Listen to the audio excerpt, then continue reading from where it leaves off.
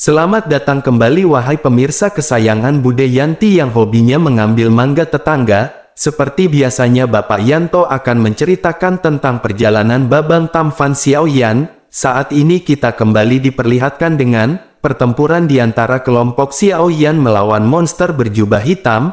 Lalu Xiaoyan pada saat ini mengeluarkan teknik 1000 kaki tanpa bayangan pada tahap kelima. Sementara itu monster berjubah hitam pada saat ini melesatkan bendera dengan tengkorak yang berada di atasnya.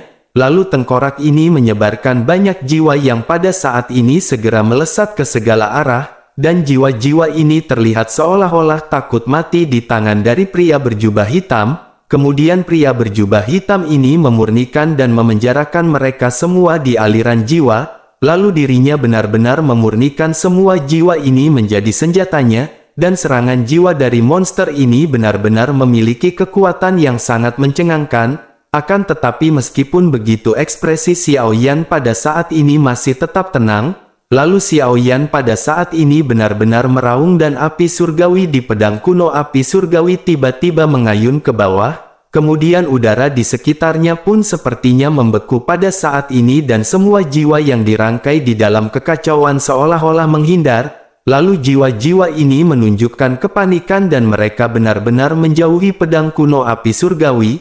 Dan pada akhirnya pedang kuno api surgawi yang sangat kuat ini segera menghantam pria berjubah hitam.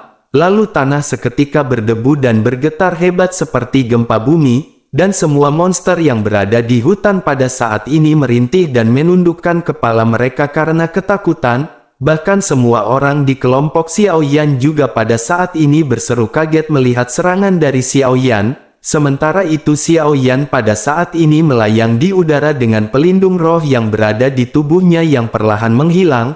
Lalu alis Xiaoyan pada saat ini masih berkerut dan Xiaoyan merasakan pertanda buruk di hatinya. Kemudian tatapan semua orang terkonsentrasi ke bawah dan bekas luka seperti ngarai pada saat ini segera tercipta di permukaan tanah. Lalu dapat dilihat betapa kuatnya tingkat kelima dari 1000 kaki tanpa bayangan yang dilesatkan oleh Xiaoyan. Dan ini adalah pertama kalinya bagi kelompok Xiaoyan melihat 1000 kaki tanpa bayangan dari Xiaoyan yang begitu dahsyat. Lalu mereka pun bertanya-tanya inikah kekuatan serangan Xiaoyan yang berada di tahap bintang 8 Dodi. Namun di tengah-tengah rasa tercengang ini semua orang pada saat ini juga masih memiliki kekhawatiran.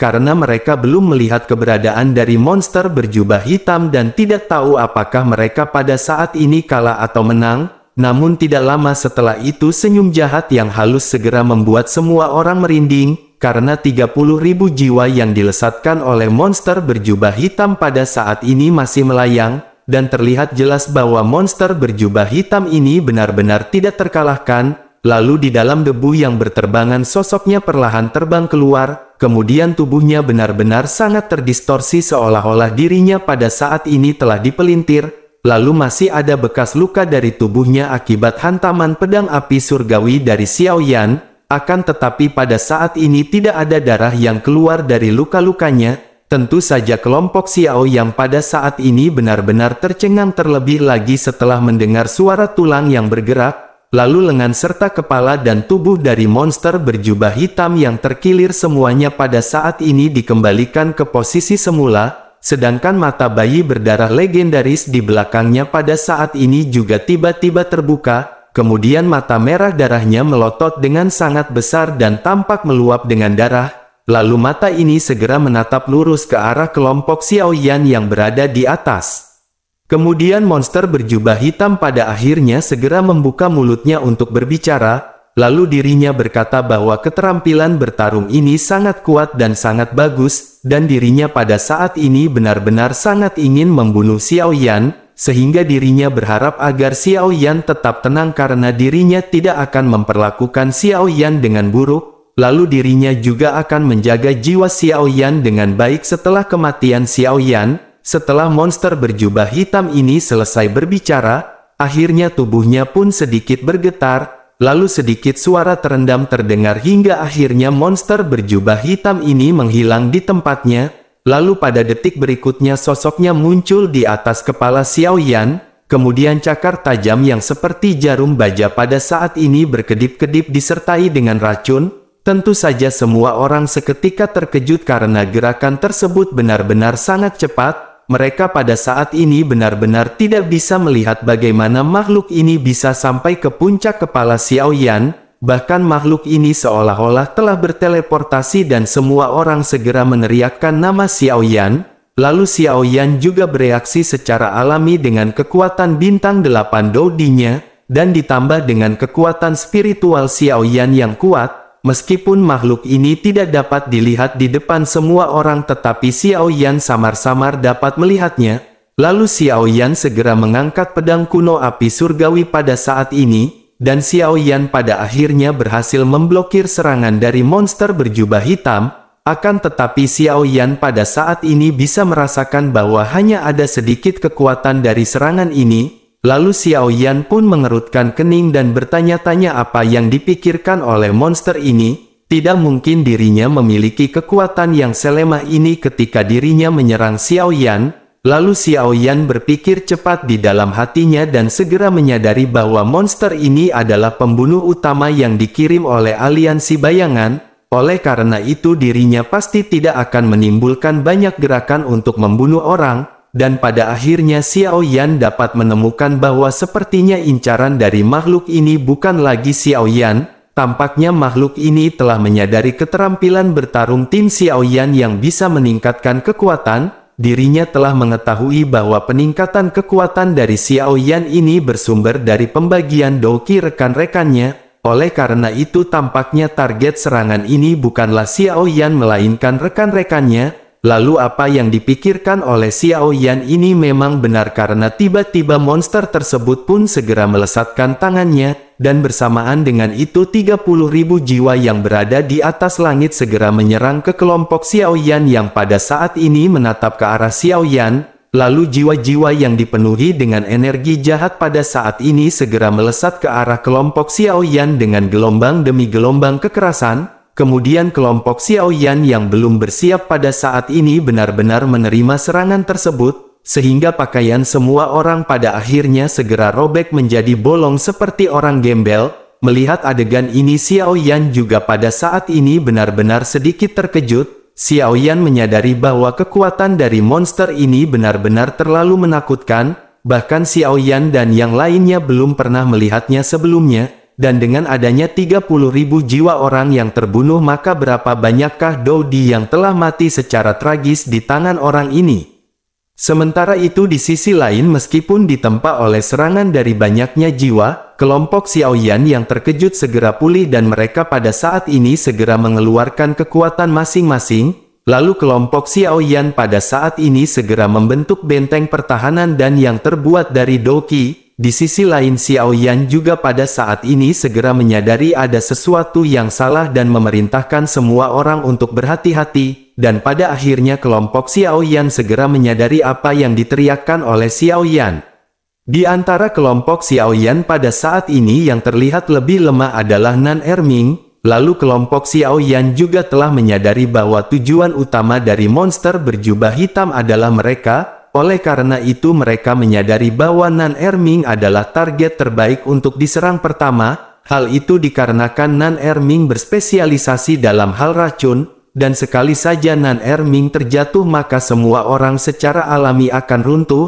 Lalu tanpa ada perlindungan racun dari Nan Erming tentunya monster berjubah hitam itu akan dengan leluasa melakukan serangan. Dan apa yang dipikirkan oleh semua orang ini memang benar karena pada saat ini tiba-tiba mereka melihat monster berjubah hitam tidak ada lagi di tempatnya. Bahkan kecepatan dari monster ini benar-benar sangat cepat. Lalu pada akhirnya sosoknya pada saat ini segera berada di hadapan Nan Erming dan kuku tajamnya segera langsung menusuk ke perut Nan Erming.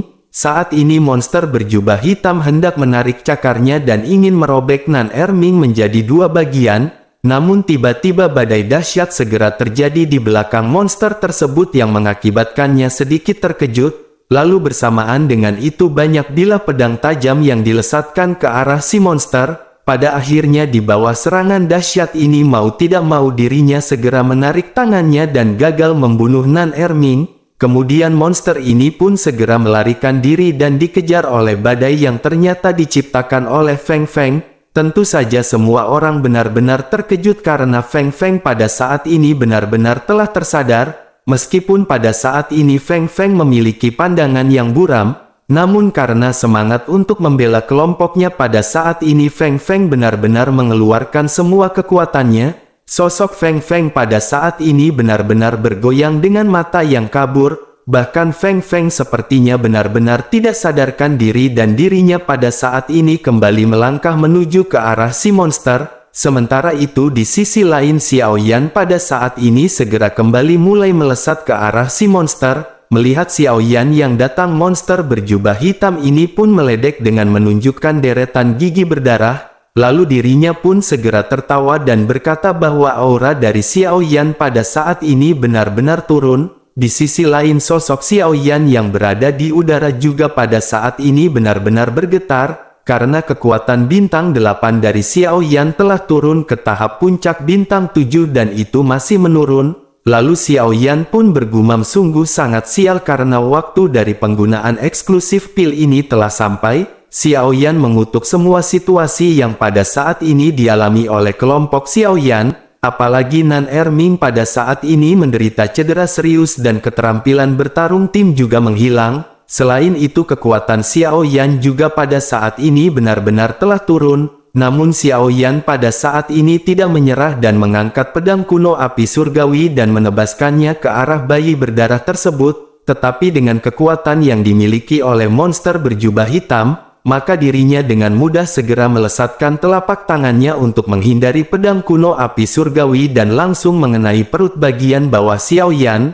Lalu benturan ini benar-benar membawa kekuatan besar, karena banyak darah pada saat ini segera keluar dari mulut Xiao Yan bersamaan dengan organ internal. Melihat adegan ini mata King Mu'er benar-benar terpana dan dirinya langsung berteriak ketika dirinya melihat Xiao Yan dihantam oleh monster berjubah hitam. Lalu King Mu'er pun segera melesat terbang untuk mendukung Xiao Yan. Kemudian mata merah Xiao Yan pada saat ini melirik ke arah King Mu'er sebelum akhirnya perlahan-lahan menutup.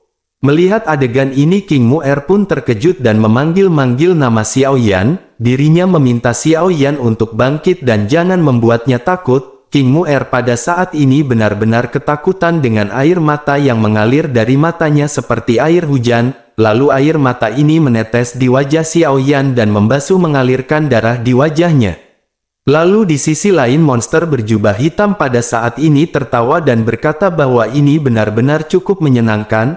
Akhirnya pada saat ini dirinya sampai di kesempatan untuk makan balungan. Setelah itu dirinya kembali tertawa dan berjalan menuju ke arah Xiao Yan yang berada di dalam pelukan King Mu'er. Saat ini dirinya melangkahkan kakinya selangkah demi selangkah dengan menjulurkan lidahnya dengan ekspresi senang. Sementara itu King Mu'er segera meraung dan meminta agar si monster untuk tidak ke sini. Di sisi lain Xiao Zhan juga berteriak keras dan tubuhnya pada saat ini segera bergegas melesat.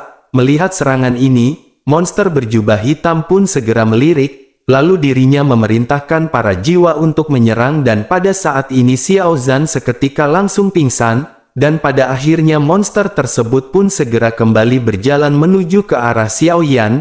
Kemudian dirinya berkata bahwa dirinya pada saat ini benar-benar akan menikmati makan besar, lalu pada saat ini akan lebih baik baginya untuk memakan Xiao Yan terlebih dahulu. Selain itu dirinya tidak tahu apakah api surgawi dapat digunakan di tubuhnya. Selain itu ada segel roh di tubuhnya dan tentu saja itu memiliki rasa yang enak. Menanggapi hal tersebut King Mu'er yang masih menangis segera berteriak agar monster tersebut segera pergi. Enshing Mu'er meminta agar si monster tidak mendekat. King Mu'er yang benar-benar panik segera berkata bahwa saudara laki-lakinya adalah Kaisar Iblis. Oleh karena itu dirinya bisa menggandakan harga dari aliansi bayangan untuk membayar si monster. Dirinya akan memberikannya bayaran 4 kali lipat jika dirinya tidak memakan Xiao Yan.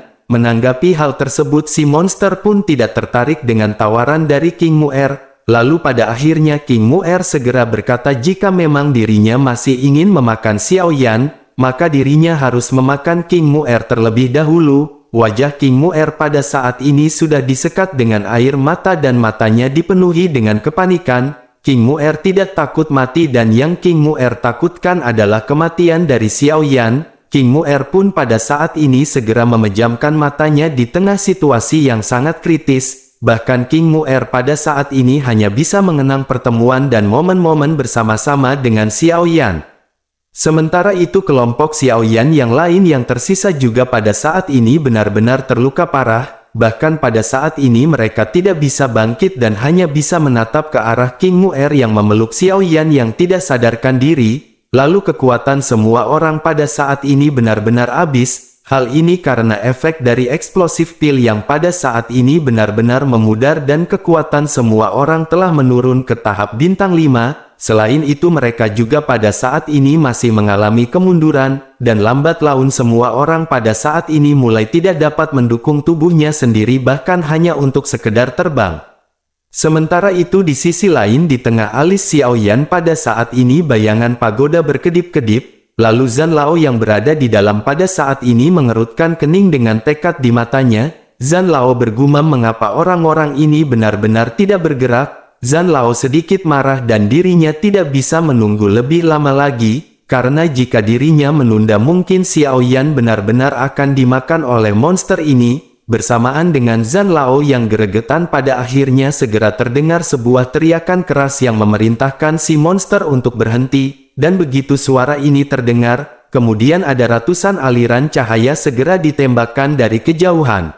Lalu saat berikutnya pria parubaya dengan baju besi hitam melemparkan tombak hitam di tangannya ke arah langit. Tiba-tiba petir hitam segera menghantam ke arah kepala dari si monster, dan tombak hitam ini tampak seperti naga hitam di tengah guntur yang melesat. Melihat hal ini Ziying segera menyadari bahwa ada bala bantuan yang datang, lalu Ziying pun segera menghela nafas dan mengeluarkan semua kemampuannya. Dirinya berusaha untuk mendukung Nan Erming yang pingsan di tanah. Sementara itu monster berjubah hitam pada saat ini bergumam bahwa ini benar-benar sangat sial. Guntur hitam ini sepertinya sangat kuat, sehingga dirinya pun buru-buru mengelak menjauh dan guntur ini tidak mengenai Xiao Yan tetapi berbalik dan terus mengejar si monster. Lalu monster berjubah hitam itu pun segera berteriak bahwa mereka benar-benar berani melawannya. Dan dengan kekuatan kecil seperti itu apakah mereka yakin mereka bisa menang berhadapan dengannya? Setelah mengucapkan perkataan tersebut, aura yang kuat segera keluar dari tubuhnya, dan pada akhirnya dirinya bisa menghancurkan guntur hitam yang pada saat ini melesat.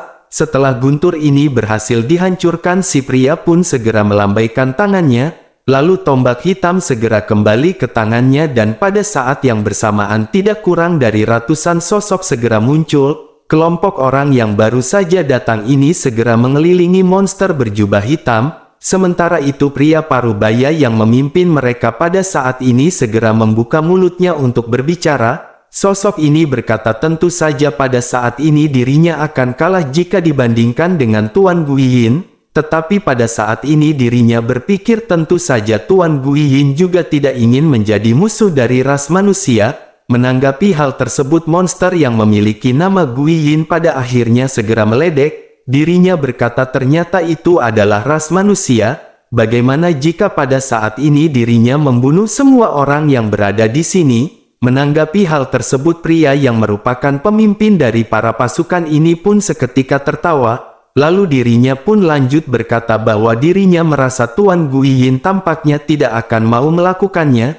Guiyin pun seketika tertawa terbahak-bahak mendengar perkataan dari pemimpin pasukan ini, dan pada akhirnya dirinya segera bertanya alasan apakah yang membuatnya tidak akan melakukan hal itu. Pemimpin pasukan ini pun segera tersenyum dan berkata bahwa bukankah Tuan Guiyin telah mencari seorang gadis bernama Sun Er? Begitu pria parubaya berbaju hitam selesai berbicara, bayi berdarah legendaris pun seketika seolah-olah seperti disambar petir. Dirinya benar-benar terkejut dan ekspresi mengerikan segera muncul di wajahnya. Dan pada saat ini monster berjubah hitam benar-benar merasa sangat senang mendengar nama tersebut. Lalu pada akhirnya dirinya pun dengan gelisah segera bertanya apakah pemimpin ini tahu di manakah Sun Er. Di sisi lain pria parubaya berbaju hitam pun tampaknya telah memahami kelemahan dari Guiyin.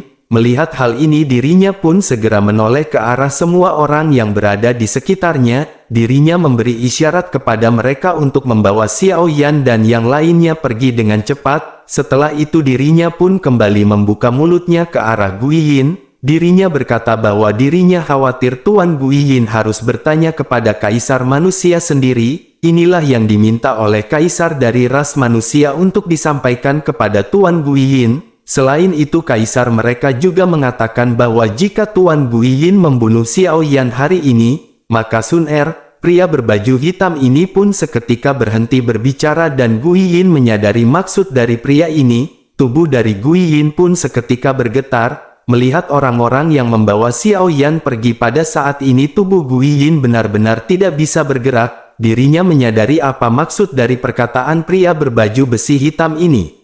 Sementara itu pria parubaya berbaju besi hitam pun segera menangkukkan tinjunya kepada Guiyin. Dirinya segera mengucapkan terima kasih kepada Tuan Guiyin atas kemurahan hatinya. Setelah itu dirinya segera memerintahkan pasukannya untuk segera pergi. Sementara itu Guiyin pada saat ini hanya bisa terdiam. Lalu setelah merenung sejenak pada akhirnya Guiyin segera menyampaikan pesan kepada pria berbaju besi hitam. Guiyin meminta untuk menyampaikan pesan kepada Kaisar Manusia, katakan padanya bahwa jika dirinya menyakiti Sun Er bahkan sedikit pun, maka dirinya benar-benar akan membunuh seluruh umat manusia di bawah kepemimpinannya. Setelah mengucapkan perkataan tersebut dirinya pun segera melambaikan jubahnya dan sosoknya seketika menghilang. Bersamaan dengan kepergiannya dirinya pada saat ini bergumam bahwa dirinya dibangkitkan dengan dendam hanya untuk menemukan Sun Er. Lalu semuanya telah berjalan cukup lama tetapi dirinya pada saat ini masih tidak bisa melepaskan kekasihnya. Sementara itu setelah kepergian dari Guiyin seorang prajurit segera memberikan informasi kepada pria berbaju besi hitam. Prajurit ini bertanya bagaimana dengan Dan Yan. Menanggapi pertanyaan tersebut pria parubaya berbaju baja hitam pun pada saat ini mengerutkan kening. Dirinya berpikir sejenak sebelum akhirnya segera membisikkan sesuatu kepada si prajurit. Lalu prajurit itu pun seketika mengangguk sebelum akhirnya pemimpin dari para pasukan ini berjalan menuju ke arah tempat Dan Yan. Setelah itu dirinya bergumam bahwa orang ini benar-benar telah terluka parah. Setelah mengucapkan perkataan tersebut dirinya pun segera menatap ke arah Xiao Yan yang pada saat ini benar-benar telah pingsan. Lalu dirinya pun segera memerintahkan semua orang untuk segera pergi. Dan pada akhirnya pasukan ini segera bergegas membawa Xiao Yan dan kelompoknya untuk kembali ke kota Juxi. Lalu setelah kepergian dari semua orang pada saat ini tempat ini benar-benar sangat dingin. Kemudian aroma berdarah pada saat ini benar-benar sangat jelas tercium karena setelah pertempuran sengit, bahkan daerah di sekitar sini benar-benar menjadi berantakan dan ada mayat di mana-mana. Sementara itu di atas puncak salju sesosok tubuh pada saat ini tergeletak rata di puncak gunung. Lalu ada dua perisai doki yang pada saat ini terlihat samar dan sepertinya menghilang. Bersamaan dengan itu pada saat ini sosok Guiyin kembali muncul dengan mengenakan jubah hitam. Dirinya pun menatap ke arah perisai yang hendak runtuh dan dengan jentikan jarinya pada akhirnya perisai ini pun seketika runtuh. Lalu dirinya pun menganggukkan kepalanya dan bergumam bahwa ini adalah putra dari Master Pil Palace. Sayang sekali bocah ini benar-benar sia-sia. Akan tetapi meskipun begitu, ketika berbicara di tahap ini mata Guiyin seketika berubah menjadi dingin, dan pada saat ini dirinya samar-samar bisa melihat cahaya biru dingin berkedip di matanya. Lalu selain itu mata yang berada di telapak tangan Guiyin juga pada saat ini berkedip berkali-kali, dan pada akhirnya sosok Guiyin tiba-tiba melayang di udara dan perlahan-lahan mulai menghilang. Kemudian sosok Dan Yan pada saat ini benar-benar ditinggalkan setelah kehilangan pelindung doki. Lalu kepingan salju pada akhirnya memenuhi langit dan menutup Dan Yan yang pada saat ini benar-benar tidak bergerak. Dan setelah waktu yang tidak diketahui sosok lain segera muncul di atas gunung. Lalu orang ini adalah penjaga di samping pria parubaya dengan baju besi hitam sebelumnya. Dirinya pun menatap Dan Yan dan menguji nafas Dan Yan dengan jarinya dan segera mengerutkan kening. Lalu dirinya pun bergumam bagaimana mungkin ini bisa terjadi. Ternyata apa yang ditebak oleh Kaisar Manusia memang benar. Setelah menggumamkan kalimat ini, bentuk tangannya segera berubah beberapa kali sebelum akhirnya dirinya melihat sekeliling dengan hati-hati, dan pada saat ini terlihat seolah-olah dirinya takut akan sesuatu. Setelah menyadari sesuatu yang tidak normal, pada akhirnya sosoknya segera naik ke langit, kemudian dirinya pun segera berubah menjadi kilatan panjang dan meninggalkan Danyan dengan sangat cepat. Lalu setelah cukup lama bola api menyala di puncak gunung dan secara bertahap padam dengan salju tebal di seluruh langit. Sementara itu di sisi lain masih jauh di kota Juxi, terlihat kediaman King Haoran yang pada saat ini benar-benar terlihat sangat menegangkan. King Haoran benar-benar sangat cemas setelah mendengar berita bahwa Xiao Yan dan rombongannya telah terluka parah, lalu dirinya pun segera bertanya siapakah yang melakukan hal ini. Jika sesuatu terjadi kepada Xiao Yan, maka klan iblisnya pasti akan membalaskan dendam. Meja batu giok kelas atas pun langsung dihancurkan dan berubah menjadi berkeping-keping oleh gentakan tangan dari King Haoran. Sementara itu tetua keempat pada saat ini segera muncul di samping King Haoran. Dirinya segera berkata agar King Haoran jangan khawatir, karena yang terbaik pada saat ini adalah dengan cepat memberitahu klan Yao bahwa nyawa Xiao Yan tidak boleh dibiarkan mati. Meskipun dirinya mengucapkan perkataan ini, tetapi matanya pada saat ini masih dipenuhi dengan kekhawatiran. Sementara itu di Xiao Mansion pada saat ini Zenny terlihat ragu-ragu di aula, karena setelah mendapatkan berita bahwa Xiao Yan dan yang lainnya telah terluka parah, tentu saja membuat Zenny benar-benar pucat dan kegelisahan Sun Er juga pada saat ini menjadi semakin intens, apalagi Sun Er dan Xiao Yan sudah lama menjalin hubungan dan dapat dikatakan pada saat ini mereka memiliki koneksi hati. Lalu keduanya pada saat ini benar-benar tidak menyangka bahwa Xiao Yan akan terluka parah, begitu juga dengan kelompoknya. Sementara itu adegan pun beralih ke klan Yao yang dimana Yao Aotian pada saat ini tiba-tiba berdiri setelah mendengar berita tentang Xiao Yan. Lalu dirinya pun segera meneriakkan perintah kepada semua orang. Dirinya meminta semua alkemis yang berada di atas peringkat kelima untuk berkumpul, karena mereka pada saat ini juga harus segera pergi menuju ke Xiao Mansion. Tentu saja sebagai seorang guru dan leluhur dari Xiao Yan, maka bagaimana mungkin Yao Aotian bisa tenang. Lalu pada akhirnya tanpa penundaan lagi dirinya pun memutuskan untuk segera pergi. Sementara itu Abah Yao Lao yang pada saat ini telah menjadi pemimpin di klan Yao juga mengetahui hal tersebut. Dan ketika dirinya mendengar sesuatu terjadi kepada Xiao Yan, dirinya benar-benar sangat gugup. Bahkan dirinya juga langsung buru-buru mengikuti Yao Aotian ke Xiao Mansion dengan memimpin semua pasukannya. Diketahui jika bakat Yao Lao untuk memurnikan obat benar-benar telah menembus setelah dirinya sampai ke benua Dodi. Oleh karena itu Yao Lao pada saat ini benar-benar memiliki prestise di mata semua orang. Sementara itu adegan beralih ke keluarga Warcraft. Pada saat ini sosok piton penelan surga yang sangat besar segera turun dari langit dan berubah menjadi sosok yang sangat cantik. Lalu sosok ini segera perlahan berjalan ke aula, dan sebagai binatang penjaga pada saat ini kemampuan Kailin juga benar-benar telah meningkat pesat. Lalu setelah Kailin mendengar kabar mengenai Xiao Yan, pada saat ini dirinya merasa darahnya seketika bergetar. Bahkan getaran itu dapat dirasakan oleh semua anggota klan Warcraft dan mereka menyadari bahwa ini adalah sebuah dendam dari seorang tante tato naga bonar. Lalu kembali ke kota Juxi, tepatnya di Xiao Mansion yang biasanya selalu sepi pada saat ini benar-benar menampilkan banyak orang yang berkumpul. Lalu pada saat ini sudah ada King Haoran, Yao Aotian dan yang lainnya yang sedang menunggu dengan cemas. Bahkan orang-orang dari klan Yao di bawah kepemimpinan Yao Aotian segera membangun kolam obat besar di Xiao Mansion, dan segera setelah Xiao Yan dan yang lainnya sampai, maka mereka akan segera memasukkannya ke dalam kolam obat. Diketahui jika mereka memiliki efek penyembuhan yang kuat dan tidak peduli seberapa serius orang yang terluka, maka mereka akan dapat menyelamatkan hidup dari kelompok Xiao Yan. Sementara itu King Haoran mengirim orang-orang dari kota Juxi untuk menutup lubang cacing agar Xiao Yan dan yang lainnya bisa lewat tanpa ada halangan. Semua orang di Xiao Mansion pada saat ini saling memandang dan suasana yang benar-benar menjadi lebih tegang. di sisi lain di dalam sebuah lubang cacing sesosok cantik melintas dan ini adalah Kailin. Saat ini Tante Kailin pada akhirnya segera sampai di Xiao Mansion dan Sun Er segera bergegas menemuinya. Lalu dengan tangis Sun Er pada saat ini segera memeluk Kailin, sementara Kailin dengan lembut mengelus kepala Sun Er. Kemudian Kailin pun menghibur Sun Er dengan berkata agar Sun Er tidak perlu khawatir, karena jika Xiao Yan mati maka kematiannya hanya bisa dilakukan di tangan Ratu Medusa yang aduhai ini.